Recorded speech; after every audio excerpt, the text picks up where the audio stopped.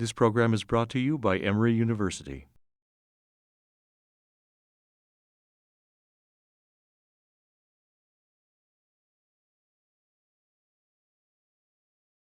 One of the things that I find absolutely fascinating is how the possibility of what the civil rights movement could have been as a human rights movement.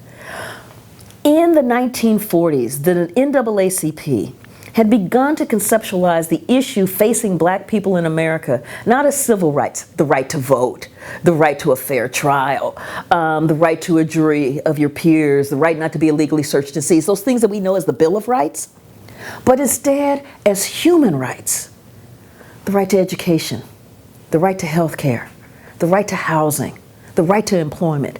And the thing that was driving the NAACP to in fact look at this was the condition of black America in the 1940s. You know, the massive discrimination, the kinds of public policies that were being put in place that systematically excluded African Americans from the bounty of America. For instance, there was the Social Security Act in the 1930s. We understand Social Security today. But in the 1930s, it was put in place because people had worked so hard, only to have the economic destruction of the Depression throw them out of work with absolutely nothing, barely the clothes on their backs. And these are people who had worked for 30, 40 years. So what happened with the Social Security Act is that you have this powerful, wonderful piece of legislation. And then the Southern Democrats made sure that what was inserted in this legislation to provide the safety net was to in fact exclude two of the major occupations that African Americans held: domestic workers and the agricultural field. So in fact you had 70% of African Americans excluded from Social Security for decades. This is part of what the NAACP is looking at. What they're also seeing in terms of education, you know, we think about the Brown decision of 1954. But going before that, as the NAACP was looking at the conditions in these poll tax states, such as South Carolina, Georgia, Alabama, Mississippi, Louisiana, because the quality of education was so horrific for African Americans, over 50% of adult African Americans over the age of 25 had less than 5 years of formal education. Begin to think about what that means when you've got over half of your adult population having less than 5 years of formal education. Think about how well you're able to navigate in a society, in an economy that is becoming more technologically advanced with 5 years of formal education. This is what the NAACP is looking at. What they're also seeing is that in terms of healthcare, you've got this Jim Crow education system. The American Medical Association is saying that for every 1,500 in the population, you need one doctor. The average for African Americans was one for every 3,337. Think about what it takes to be able to go in and see your doctor if you got one for every 3,337. In Mississippi, it was one for every 18,527. This is what the NAACP is saying. And when they're looking at this, they're saying, you know, the right to vote is important. It is powerful. The right to a fair trial. Given what we've been looking at in terms of the lynchings, in terms of the Southern justice, absolutely. But it's not going to be enough to break centuries of slavery and Jim Crow. We need to have human rights. And one of the vehicles that they began to look at was the founding of the United Nations, which came out of the Second World War, which came out of the atrocities of Nazi Germany, which came out of the atrocities of Japan, that Japan had committed in Asia, in China, in Indonesia, in Korea. So with this framework of human rights, the NAACP decided, particularly after the violence in 1946 that went absolutely unabated against African Americans, particularly black veterans, that they needed to go to the UN, because as the NAACP had tried to talk to state legislatures, as they tried to talk to the White House, as they talked to the Attorney General, everybody was saying there's nothing we can do. And so as you're looking for these levers of power, they breached the citadel of the United Nations and the Commission on Human Rights. And they presented a petition, an appeal to the world. Now this petition was beautifully done. It was led by W.E.B. Du Bois, who was a co-founder of the NAACP, and it began to document the systematic violation of human rights in the United States against African Americans. Now, the Cold War has begun in 1947, and the U.S. looked at this document by the NAACP with its 400,000 dues-paying members, because this is now a big dog. The NAACP has credibility, and they have put top scholars working on this document that they're presenting to the UN. When you read through the State Department papers, the State Department is going, oh my God, what are we going to do? We have got to stop this thing. If the Soviets get a hold of this, the Soviet Union is going to have a field day. It's just going to prove everything that they said. We can swat away some of this other stuff as propaganda. This stuff is so beautifully documented, we can't call this propaganda. Okay, we know it's the truth, but so we've got to figure out a way how to stop the truth from being aired in the UN. We do not want our dirty laundry aired during the Cold War. One of the ways that they went about trying to stop the NAACP was to use the power of Eleanor Roosevelt, who had incredible cachet. She was the chair of the Commission on Human Rights. She was also a member of the NAACP Board of Directors. As that petition is moving its way through the UN, Eleanor and the State Department pulled that thing back, stomped on it, beat on it, used every Robert's Rules of Order to strangle that thing, bury it in the bowels of the UNs, hoping that it would never see the light of day. Now the Soviets are in there fighting, going, oh no, I think this is a really good thing, and we really need to talk about this. And the US is like, no, we don't. But no, we don't. No, we do. What? Talk about what thing? There's no petition here. When that thing got strangled, part of what then leads to the NAACP moving off of its framework of thinking about the struggle for black equality as a human rights struggle was, because this was the Cold War, Eleanor Roosevelt and the State Department said, oh, you must be a communist.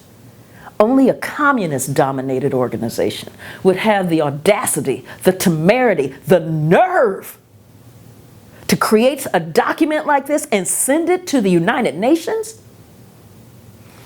That's a communist stunt.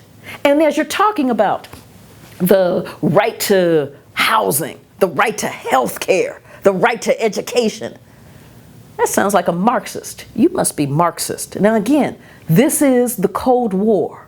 This is the beginning of the Second Red Scare. This is when being even hinted at that you're a communist means the kiss of death in American society. And the NAACP is going, no, we're not communist. We're just fighting for the human rights of African Americans. I mean, look at this. We have African Americans, over 50%, who have less than 5 years of education. That's a problem. No, the problem is that you went to the United Nations.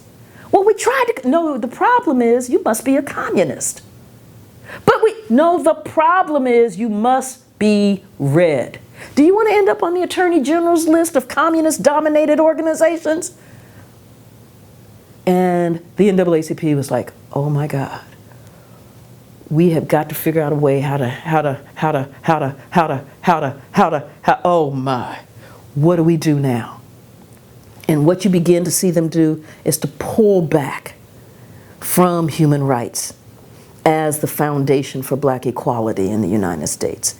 And this pullback becomes reinforced by the time we get to 1954. There are a whole series of events that happen. One of the final events that happened is this thing called the Bricker Amendment. And the Bricker Amendment was launched by a conservative Republican senator out of Ohio, John Bricker, that was to change the ways that treaties were ratified in the United States. They were particularly going after these UN treaties dealing with human rights. And the way that they were doing it, now, this is almost a basic civic lesson 101. Now, to ratify a treaty takes 2/3 of the Senate. Under the Bricker constitutional amendment, it was going to take 2/3 of the Senate, both houses of Congress, and all 48 state legislatures. Begin to think about the Mississippi State Legislature discussing the Genocide Convention. The Southern Democrats were already clear as they looked at the Genocide Convention, which came out of the Holocaust. They said, oh, this looks like a backdoor method to a federal anti-lynching bill. We've got to stop this. The Southern Democrats were very clear. Senator Walter George out of Georgia said, as I look at these human rights treaties, they just might affect the colored question. Meaning that it was going to change the place of African Americans in American society. That it was in fact going to be freeing. That in fact, by providing education, then all of a sudden, economic opportunities begin to open up. And as economic opportunities begin to open up, then that laboring that happens in the fields, that the South so depended upon, all of a sudden wouldn't be there. This was frightening because it was going to change the balance of power. So what it took to bring down the Bricker Amendment, because it had the necessary 2/3 votes in the Senate to go out into the states for the constitutional amendment to be ratified, is that you got, for one thing, you got massive lobbying by Eisenhower. President Eisenhower is looking up going, man, this looks like the old Articles of Confederation. And we're trying to do this NATO thing. We're trying to be the leader of the free world. And now, all of a sudden, if I have absolutely no power and the states have to ratify everything, we're not going to get anything done. And we're trying to fight the Cold War. And yes, we know that all of this stuff about the right to health care, that's socialism. I have no problem with that. But we already have a process in place to stop that from darkening America's doorstep. Do not pass the Bricker Amendment. Senate looked at him and went, shh, we got work to do. And so when this bill is coming down and they're voting and they're counting their heads, 1,000, and it's like, yes, yes, yes. It looks like they've got their 2/3. And then somebody says, where's Harley? Where's Harley? Where's Harley Kilgore? Democrat out of West Virginia. And they're looking for Harley. They're looking for Harley. Somebody says, shh. They're running all over the building trying to find him. Somebody says, has anybody tried the bar across the street? So they send the Senate pages out trying to find Harley. There he is at the bar across the street in the middle of this landmark historic vote. And he is lit. I mean, he's there, they talk about 3 sheets to the wind. He's about 9 sheets to the wind. I mean, Harley is lit. So one aide gets under this arm, one aide gets under that arm. They kind of drag him back across the street. They open up the Senate doors as they're doing the final count. They look up and they say, oh, we see our esteemed senator from West Virginia. How do you vote? And you hear from the background, nay. Now, nobody knows if that was really Harley because we think he was passed out. So it could have been one of the aides. But the Bricker Amendment went down by 1 drunken vote.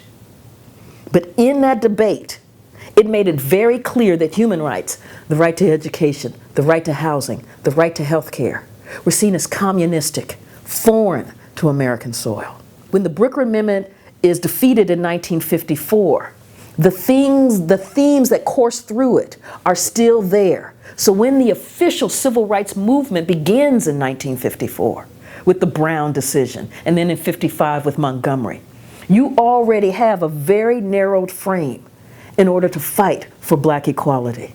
You have the narrowed frame of civil rights and not human rights. The preceding program is copyrighted by Emory University.